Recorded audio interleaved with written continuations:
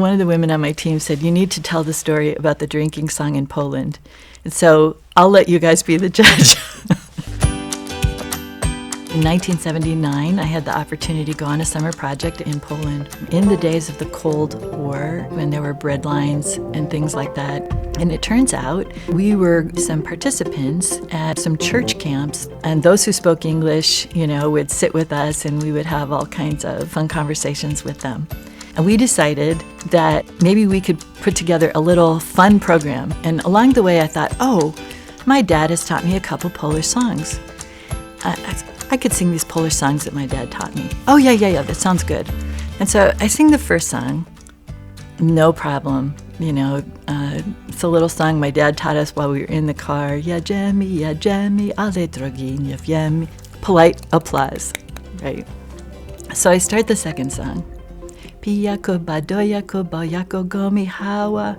And everybody's eyes started to get bigger, and hands started to come up over their mouth and nose, and all the students are sitting like this.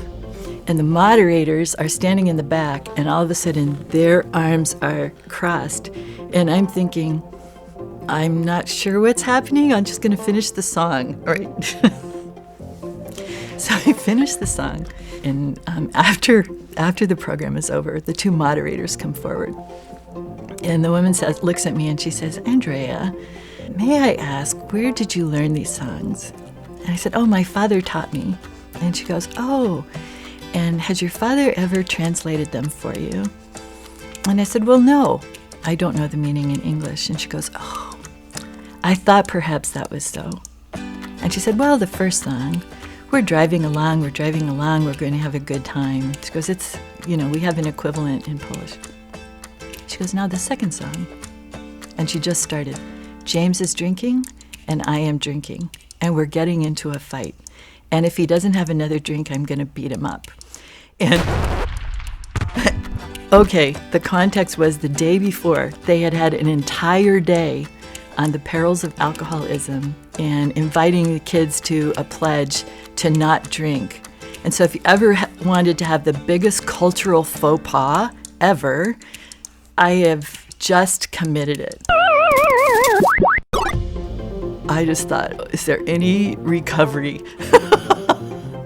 Where you go there and where you don't know the context, you're thinking you're doing something funny, but oh my goodness, did I just undo everything that, we've tried to do? And they were very gracious. I apologized to them, and they said, of course, we understand. And what I learned from that was that if you're going to be yourself, if you're going to try to communicate with people in a different place, different language, different culture, you're going to make mistakes. But the graciousness with which I was treated is what I remember about that. And an apology, any way to rectify it that you can, is always in order. I was like, do you need me to say anything to anybody else? No, we'll handle it, is what came back.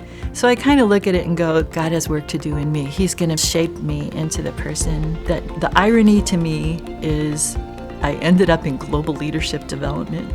That was my beginning, the faux pas, and then learning how to navigate cross-cultural communication since then has been a large part of my journey.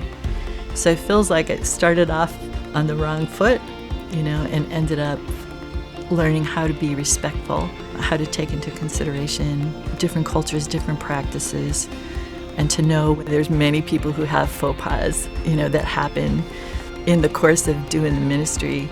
Don't be afraid of the failure.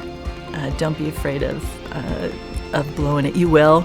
People are gracious, and you kind of live and learn when you're in another country.